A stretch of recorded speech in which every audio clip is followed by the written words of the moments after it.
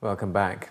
Gulf hydrocarbon producers need to pump nearly $150 billion into projects to expand their electricity networks to meet growing needs, accounting for nearly a third of the total power investment in the Middle East and North Africa, according to an official study.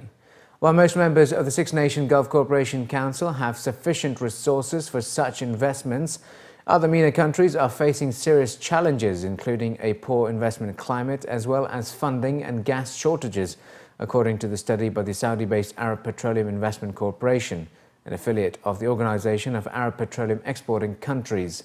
The study showed total power investment in MENA, including Arab states and Iran, is estimated at $416 billion during 2016-20. A breakdown showed GCC countries need to pump nearly $94 billion into power generation projects, $19.2 billion into transmission, and the rest in distribution. The study put total power investment in Mashriq, which covers Egypt, Iraq, Jordan, Lebanon, Syria, and the Palestinian territories, at around $123 billion.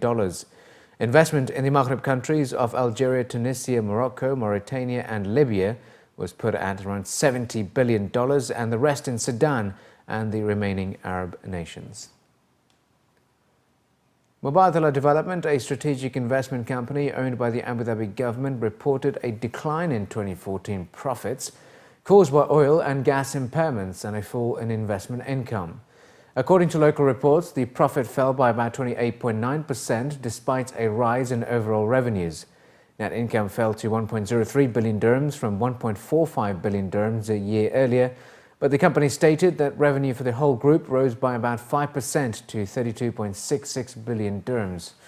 The biggest hit to the bottom line came from the group's petroleum division, which took an asset impairment charge of 1.88 billion dirhams, writing down the value of oil and gas assets in the Middle East and Southeast Asia because of the decline in oil prices and the gloomy outlook for a recovery.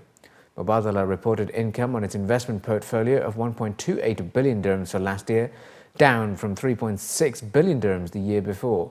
One of the best performing businesses was technology and industry, which includes Global Foundries, Semiconductors, and Emirates Global Aluminium Business, which was formed in the merger of Dubal and Emal. Mubadala's total assets rose at the end of last year to 243.6 billion dirhams from 223.8 billion dirhams at the end of 2013. Luxury hotels in Dubai are set to see a rise in European guests over the Easter weekend, according to new research released by Sweetbeam. Europeans staying at Dubai's luxury hotels and resorts should spend as much as 19% more on in-house restaurants, bars, spas, and hotel activities. The data released by the company shows that the number of European guests staying at Dubai hotels rose substantially during Easter in 2014, from 48% of total guests to 55% compared to the rest of the year.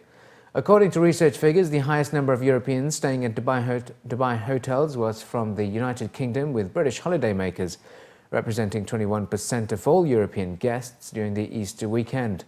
Research revealed that they spent nearly 30% more across hotel F&B outlets and activities than they did throughout the rest of the year. And the UAE continues to uphold its top 10 ranking in the import of Swiss watches, showing a substantial growth of 8.9% in 2014 over the previous 12 months.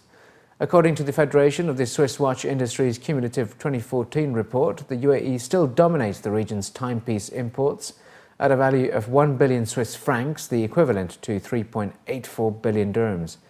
The year showed exports to Asia accounting for over half the Swiss watch global export shares at 54%, with Middle Eastern markets including UAE, Saudi Arabia, Qatar and Kuwait in the top 30 global ranks, comprising a substantial 9.5% of the total value.